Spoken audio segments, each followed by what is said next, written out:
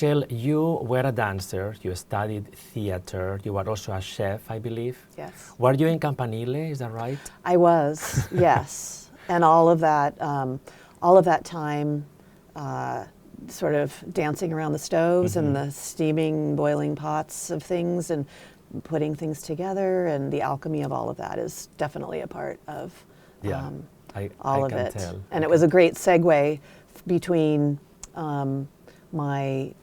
from theater, dance, very intense dance, and I actually worked on with Twyla Tharp, who was the one, like the great goddess that I always wanted to work with, and I worked with her for 2 years here in Los Angeles. But then Phil, my husband of 30 years, we had known each other at UC Berkeley in the theater department, although he was a couple years ahead of me.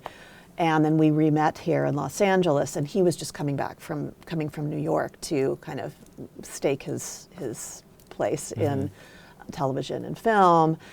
And I love to cook, so I started cooking, and we started making our family. In 2001, you came back to the creative writing. Yes. So did something happen in 2001? Yes. Well, a few years before that, my older brother, William Faulkner Bidding, abstract, well, every kind of painter actually, took his life. And he was 3 years older than me. He had been struggling with mental illness for a number of years, but he was really an extraordinary creator. And when that happened, it really was quite shattering. And then a couple years after that, Phil and I had our first child, and he was diagnosed at 2 years, 2.5, with autism. So all of those things just created quite a pressure, sort of volcanic, sort of breaking open, and it really was this crazy kind of channeling thing that happened. And my early poems were not very good, but I had to, it was like something very much beyond me. I just had to start writing. Your first book from 2008, Good Fry Kiss, is dedicated to your brother. Yes. And the book won the DeNovo First Book Prize. Yes. Do you mind reading one poem from the book? I don't mind at all.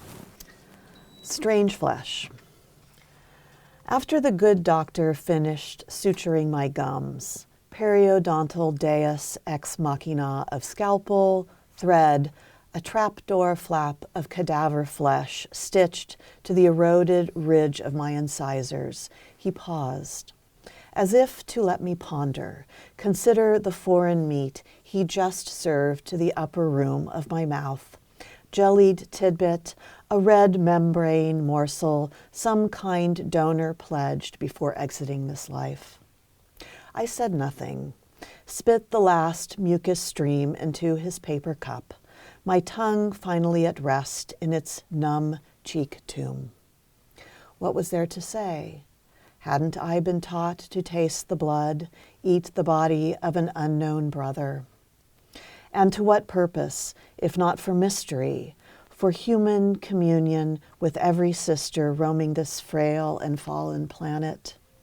Here's to you, nameless one, for inking the little O on your DMV form, for prettying up my smile, giving me a sturdier bite. We're family now. May the words of my mouth be worthy of your end, your great gingival sacrifice. Asleep in the earth, chewing dust, or at sea, drunk on the watery abyss, may you decay in all the right places and be glad, as I am, for the feeding. You have been very prolific, I have to say, since you started going back to creative writing. What I would like to do is I'm going to name the books, and then you tell me a little bit of the origin of the books. Your second book was Notes to the Beloved. It won the Sacramento Center Poetry Prize. Broken Kingdom, with the winner of the Catamaran Poetry Prize. The Couple Who Fell to Earth. and then most recently, Nightmares and Miracles. So just go through your books and just mention a little bit of the origin of each one. Good Friday Kiss, that very sort of cataclysmic, catastrophic things happening. And then that, as one does in the first book often, going back into childhood, and then trying to understand, piece things together. And those poems are also focused, as Notes to the Beloved is, on domestic, mothering, the erotic. So it still is pretty narrative, but beginning to branch out more from that, I'd say. And a beginning of bringing in more influences from other great writers. You know, I think of like the realm of the mothers, my influences, like Sharon Olds at that point, and Lucille Clifton, and Dorian Laux, and Kim Adenizio, coming in, and a little bit maybe of kind of bringing in some other mythologies. But then when I get to A Couple Who Fell to Earth, yes, a lot of that really starts to, I'd say, more play, more experimentation, more fragmenting, more letting the studies that I was very involved in at that point, because I had decided to go back and get a master's and then a PhD in mythological studies with a very strong psychology and poetry kind of underbelly to that emphasis. Broken Kingdom also is a reference to terrible things that begin to happen politically and societally around us. Your more recent book, Nightmares and Miracles. Right, which you can imagine continues as we're moving, post-Trump, or not. Well, we're not post-Trump, but the next phase coming out of his presidency and into COVID time, and then another terribly tragic thing that happens in my family with the death of my younger brother. Yeah. In the beginning of our conversation, you talk about your other life as a cook and cooking. So there are many references to food in your poems, and there's one poem from Notes to the Beloved. The title is Persimmon. Persimmon, shiny heart-shaped orange-red orb, pride of Powhatan, the Algonquin-linked tribes. Your name sifted down, reshaped in the great etymological cookbook. Puchamin, Pessamine, persimmon. Last night I ate you sliced thin, mixed with pomegranate seeds, a splash of olive oil, sherry vinegar, salt. Now I'm a fool for fuyu. It was Thanksgiving at my mother-in-law's. I cooked all afternoon, knowing disasters loomed ahead, burnt pie, rogue shards of glass in the gratin, a scabby remark about Uncle Bob's heel. And look, nothing but wine and snips of Whitman. The children, shoeless, swapping songs, surfing the net. Persimmon, I'm not afraid of you anymore. Let's beat a drum and dance buck naked, hunt some deer, scale a stone cliff, look wide and far over a North American plain. Let's fill our cups and come together over candles and puddings. Let's praise this life, mere life, the feast my mouth cries over. There is something I find in your poems, and I don't know if you relate to it, maybe it's just me as a reader, but there are many moments of danger. Either the speaker is about to do something that is dangerous, forbidden, transgressive, or the characters in the poems are about to do something that you are kind of waiting for something to happen. So I don't know if you relate to that sense of danger, or if it's something that feels foreign. No, I absolutely do. And probably if I hadn't been a dancer for all those years, I'm not sure I would have survived, because you get a lot. You can take a lot of that kind of wild and manic and out of your control kind of Yes. energy Yeah. and translated into movement. And same with cooking and all of that. But the great thing is, the more you write and write, the more you realize that about yourself and the world. The more you learn to perhaps, and sometimes it's just absolutely overwhelming, obviously, and this, but you learn to use that energy. that energy, Yeah. that electricity. There's one poem in The Couple Who Fell to Earth. The title is Savior, that in some strange way, but I think shows this sense of danger or things that are happening and about to happen. Savior. A horse jumped the fence somewhere in Devon and bolted for the forest, bringing traffic to a halt on the crowded highway.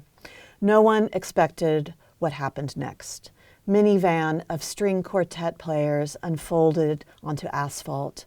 Black-clad bandits with their strung gut, their polished bodies of sanded willow.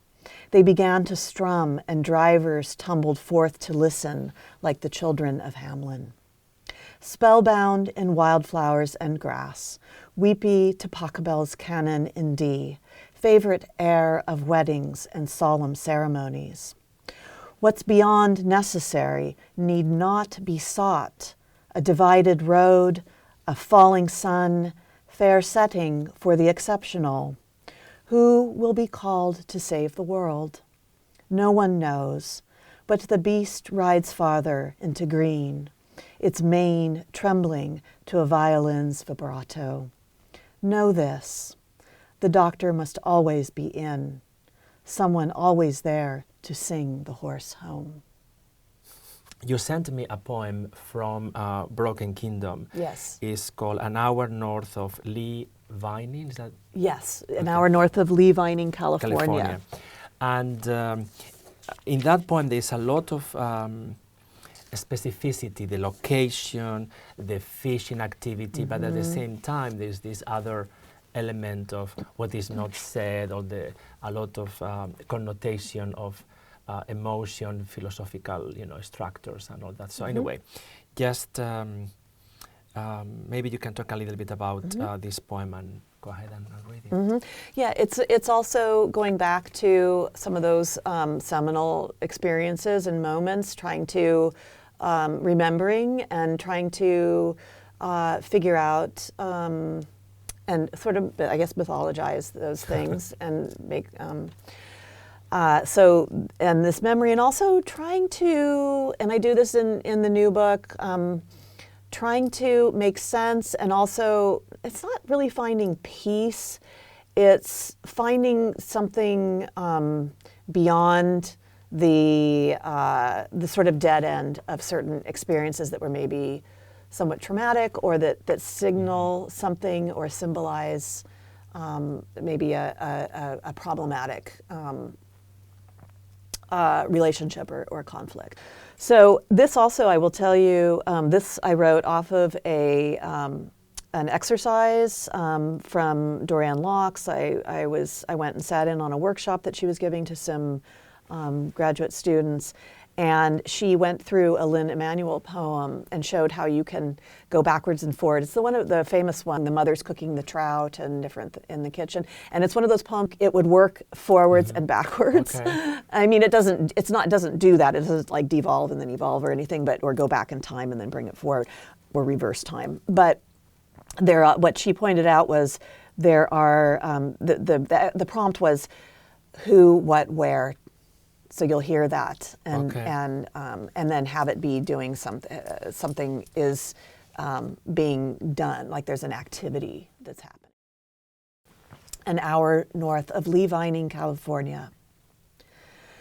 Who remembers where we stopped for jars of orange neon cheese and the tangled black knots of faux flies my father taught me to thread? Hooks that pierced the lips of bright trout, skimming lagoons in the craggy high Sierra. I remember ghost lines cast to blue nothingness we watched dissolve in the lake's dark bottom. What did we say to each other, side by side, swaying in the wooden dish? Or was it just the music of the wind in trees, parting ash-white branches, the aspen banter? Why don't I remember reeling with the rush of my glittering first catch, the zagging colors cinched?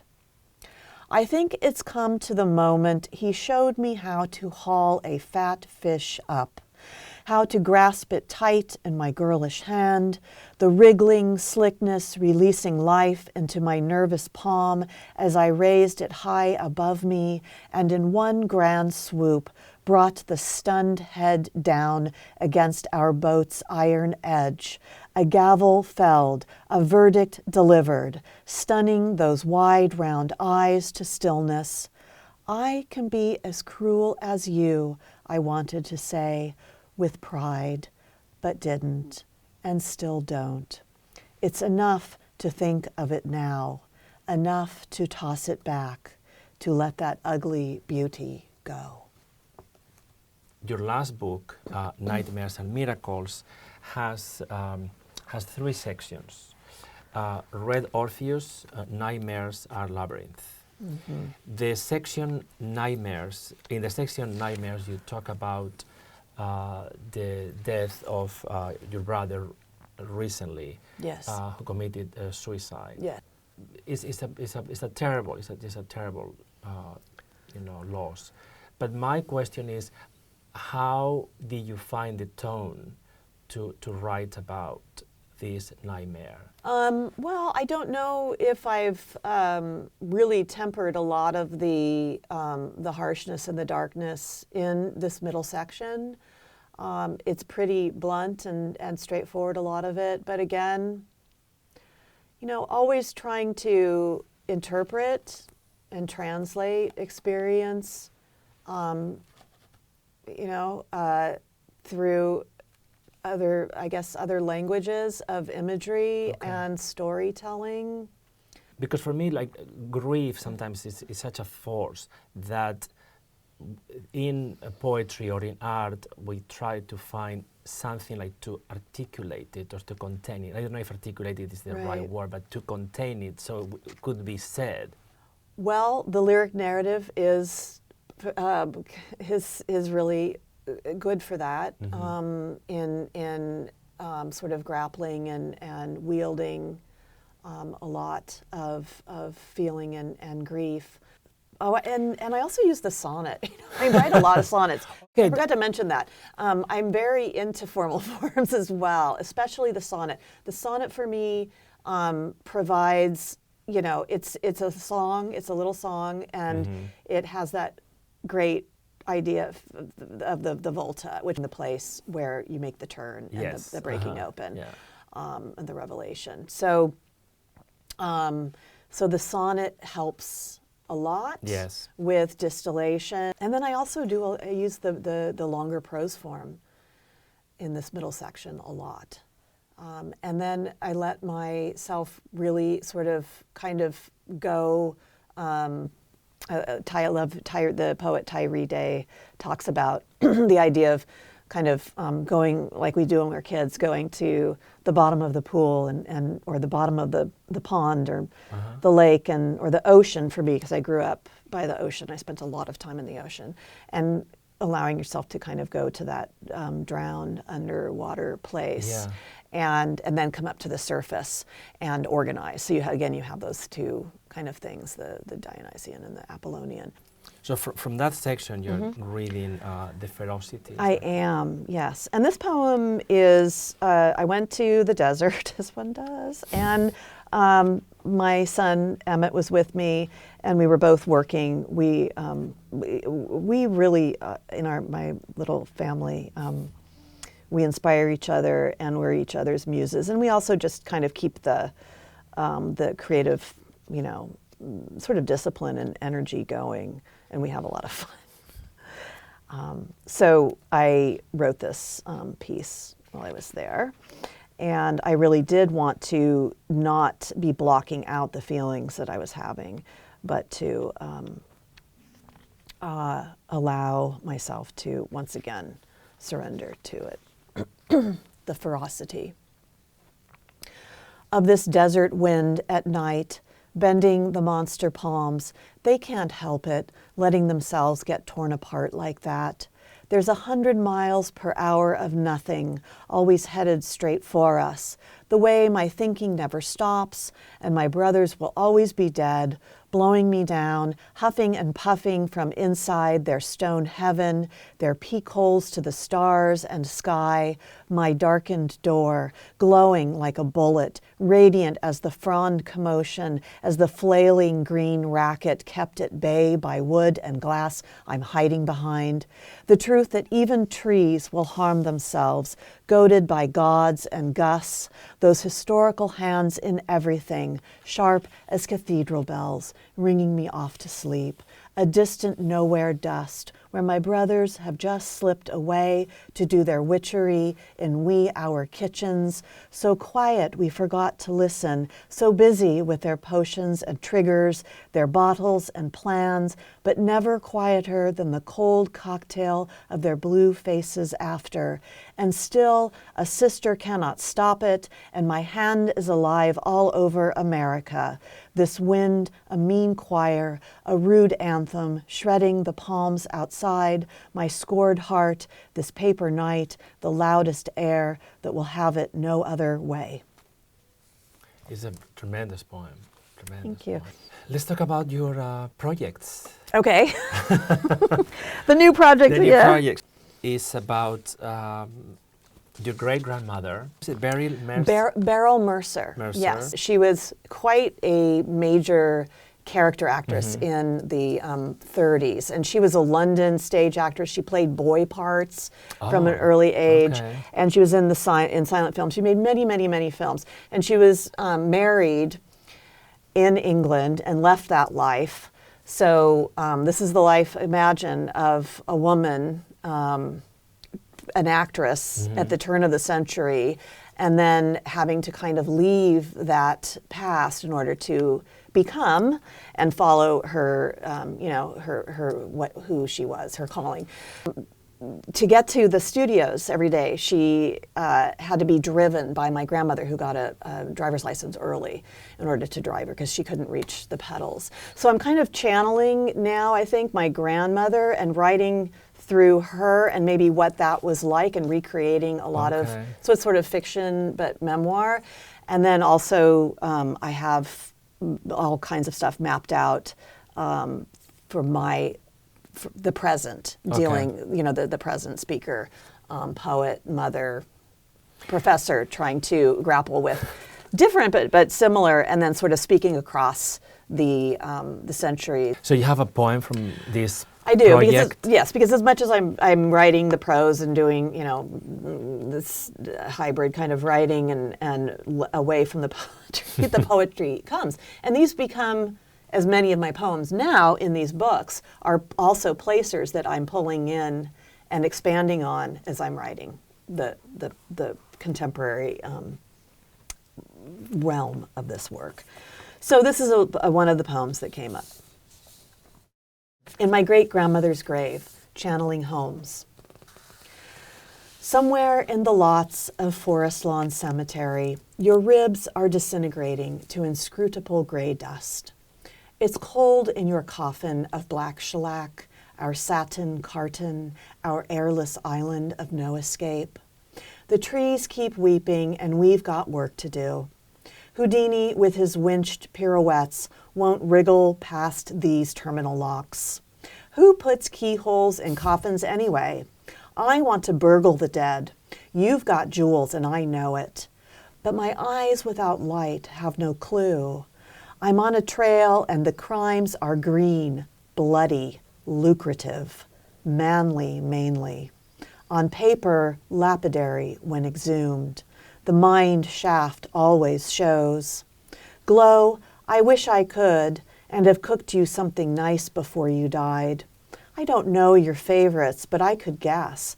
Feed myself into boots of houndstooth and imagine steamed puddings, you were English, some tapas of braised tongue with spiced aioli, a part of you Spain, drips of absinthe for dessert, our sleep of choice when the dream's too live and I'm still here under glass, tramping weeds from upside down, kicking dead sidewalks, the grass you keep sighing under in my elementary mind. Thank you very much, Michelle. Thank you. It's been a pleasure. Thank you so much, Mariano. I've really enjoyed this, and it's got me thinking.